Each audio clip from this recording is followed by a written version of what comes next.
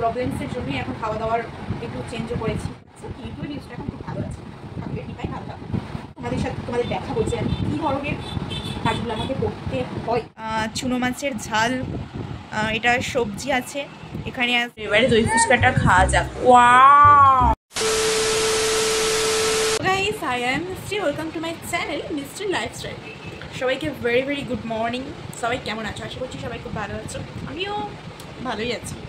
আজকে সানডে হয়ে গেল, এখন আমি এই ফর্মে আছি, মানে বুঝতেই পারছো। তো সানডে হয়ে গেল, তাও কিন্তু আমার কোনো ছুটি কোনো কিচ্ছু নেই।